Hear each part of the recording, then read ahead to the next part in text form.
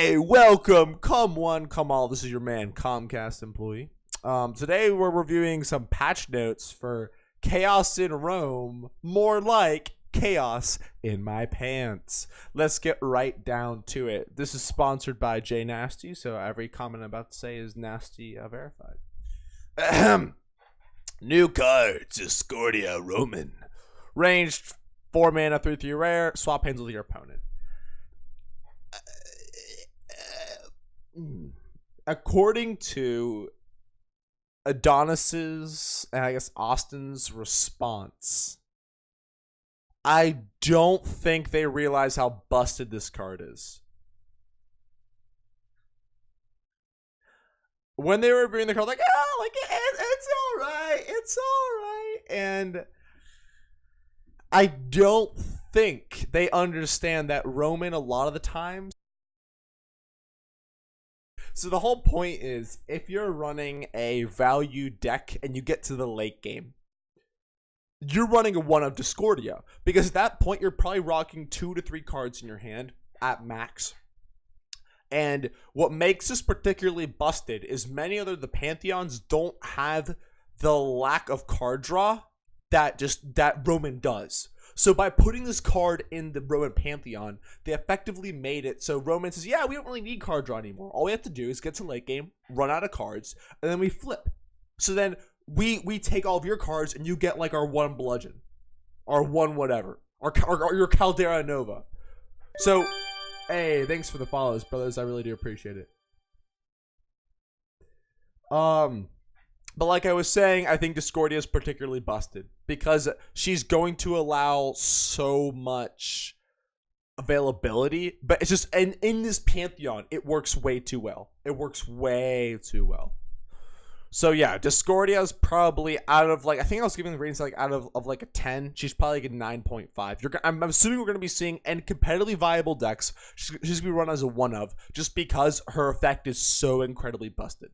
Like, a 4 mana 3/3 isn't even that bad, especially with range. It's like not even that bad for a range unit, especially when you consider that her Warcry is this powerful. It literally game changes everything. Like if you play it at somewhere in the late, or like she's an off curve card that is worth mentioning. Like I was saying, you do not play this card immediately. You do not. You play this card off curve. You play this card at the 7, 8, 9 mana curve, or like even like turn 12, 13, 14, 15, when you're running out of cards that you're drawing, because that's what Roman does. Generally speaking, that like they rely on some top decks.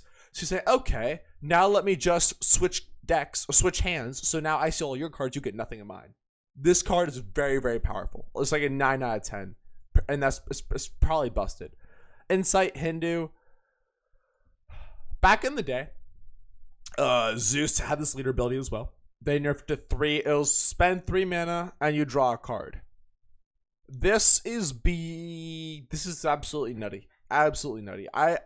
Reincarnate's getting changed. So with that in mind, and since we don't know how it's getting changed, I really, really hope that Insight. I really hope Reincarnate gets nerfed quite a bit, because this is absolutely busted. Because you're drawing a card, yes, for 3 mana, but you can choose out 3 cards, which is just insane. So yeah, Insight is like a 9 out of 10. Actually, so this is probably an 8 out of 10, because first you have to draw it. So if you draw it late game, you're not really gonna be playing it that much. So this one's like an 8 out of 10. It's still incredibly powerful and probably busted, but it's not as bad as Discordia, I don't think. Mana Burst, Chinese, 1 spell, 1 mana rare. I overall like this card. I think this card is interesting. It could probably be just a bit more balanced potentially, but overall I think it's fine. It's just the one issue with my thing is the 1 mana cost. Like this is incredibly low for like 10 damage late game. However, you also have to consider it's also a dead draw in a lot of circumstances. So I think overall it's a fairly alright card. Fairly fair card, but I am a bit concerned about what this could potentially imply. Transmute Dead. Okay. I don't always love high res, but when I do, there's cards like this that get me excited. The discard mechanics are my favorite mechanics in any of the card games. I love the idea of discarding cards. It's like dangerous, but it's a risk and it's worth taking. It's just so much fun. So the fact that we have Transmute Dead is super exciting, especially in the Mayan Pantheon, because we've never really seen a Pantheon in card games that has a lot of draw from your grave plus discard. I absolutely love it. I cannot wait to see how this card's gonna be used. Super excited. This is really not that bad because you can't choose the spawn. You discard a random card, and a 4/4 is fairly easy to kill in a lot of circumstances. If this was like a 3/5, it probably should be way worse than a 4/4 right now. Like, this is better than a 3/5. So I think it's fine. I think Transmute Dead's probably like a solid, like, it's right in the sweet spot of like 7 or 8 out of 10. Meaning it's a good card. It's not busted. I think it's actually great. Reworked card, Celestial Armor. I think this is one of the stupidest cards I've ever seen in my life. So select friendly unit whenever it's targeted, spawn a 4/4 copy of it. What makes this really frustrating is it's a targeting effect, meaning any elimination, any silences, it still spawns another one. So you can't silence out this effect. It creates, right? You silence out a Sobek, it becomes a 1/3, but you spawn a 4/4 Sobek. It's at 8 mana, it's steep, right? But no matter what, you're getting value. And if you do it correctly, like how is Roman supposed to deal with this card? I have no earthly idea. Like, you're so busted if you're Roman against this card. Like, this card counters the entire Roman Pantheon because they're not running a lot of like they don't have any hard elimination. They only have soft elimination. So at that point, it becomes very difficult for them to take out big units. So, like, as long as you bait some late game elimination, you put this like on an effing Osiris, and that's GG. Literally, you win the game. And just insert situation here. This is entirely busted. This is probably like an 8 out of 10. The only reason why it's not as busted as Discordia is because Discordia, like I said, this card alone will win you the game. This card alone will not win you the game.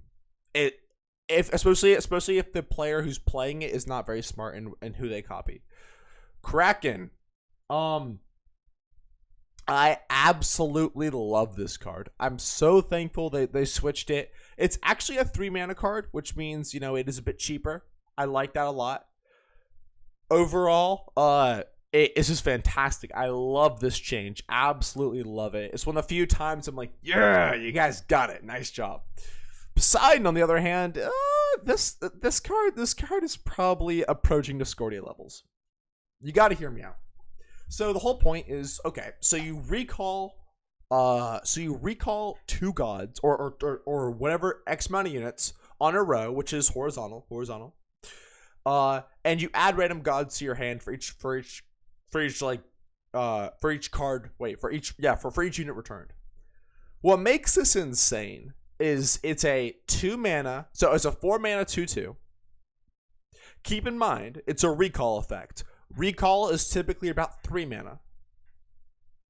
So you're playing a 4 mana card and recalling. And getting a god back.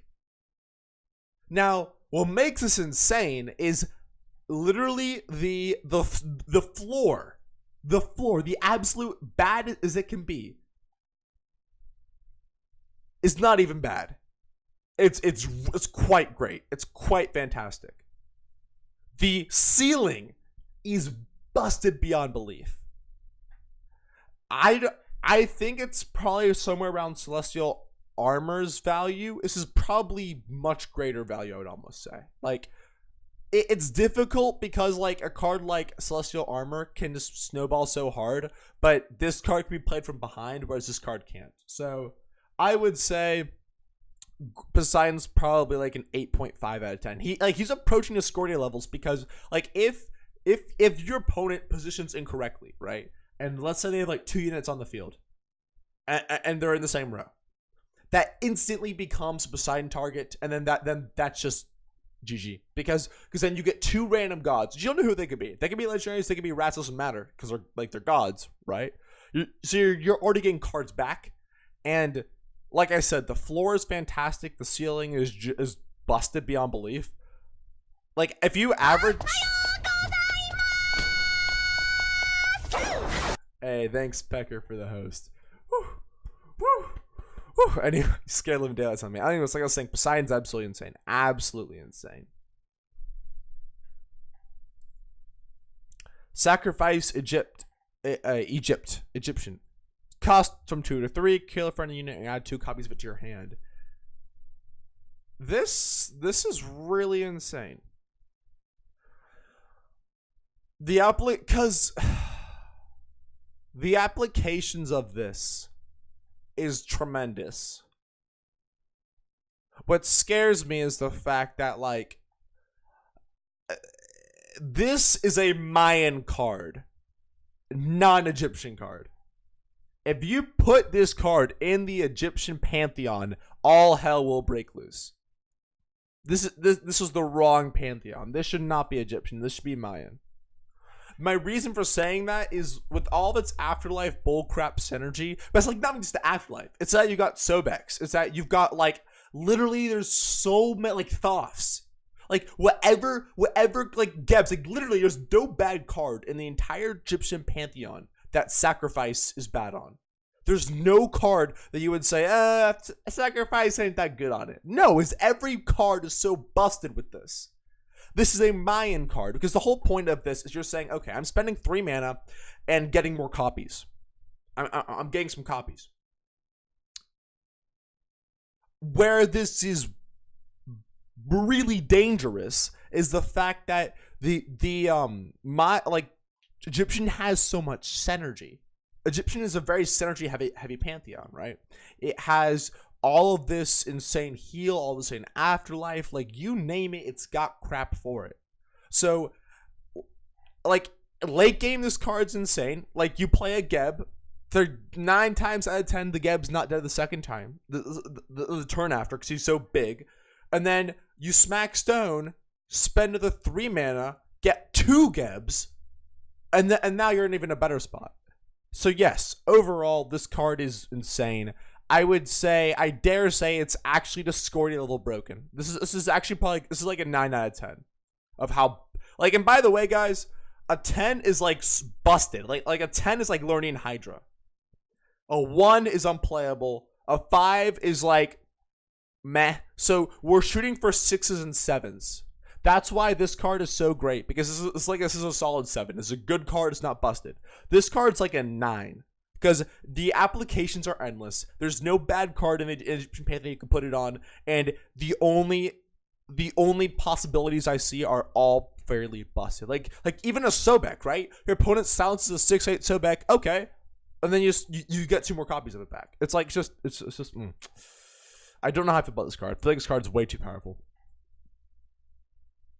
Like, I don't think we need more afterlife support, and I don't think this is the right pantheon to put it in. Okay. Void Zone Mayan. Move from Hindu Pantheon to Mayan Pantheon. 4 mana, sounds all enemies. I like this a lot. It's interesting because, like I said, it's a powerful effect. This is a direct Mayan. Oh no, this is a direct Egyptian Chinese punish. This is designed to say to give the Chinese and Egyptian the bird, which I love this. So overall, great card. This is like another 7.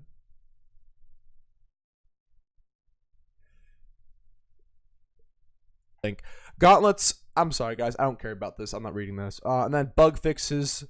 Anything interesting here?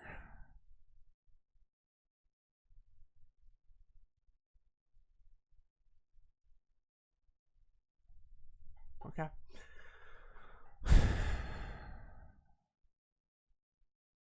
Okay, so I don't really care. So overall, we see a lot of very, very powerful cards, a lot of interesting cards nonetheless. A couple balanced here and there, and then beyond that, some very, very, very, very scary cards that I don't know. Like, I'm not sure if this is the direction I'd take these patches in, because it seems like the whole strategy of fixing this game is just tacking on more broken crap until everything just becomes broken, right? I'm not a huge fan of this, but obviously, I mean, in terms of all the patches, this one's not half bad. It feels like all the Pantheon's getting a bit of love, and I'm fine with that. I'm fine with that. Conclude it for this video. Thank y'all so much for dropping by. Make sure y'all follow me on my Twitch, twitch.tv/a Comcast employee. I will, yeah. I'll be releasing this probably, like, if you're watching this video, it's probably the 29th or the 30th. So a little thing, if y'all are gonna be at HRX, like, I'm gonna be there. I'm gonna be casting, gonna be playing. So make sure y'all connect. It'll be super fun. See more Hand of the God Bros. Till then, have a great one, guys, and I'll see you later.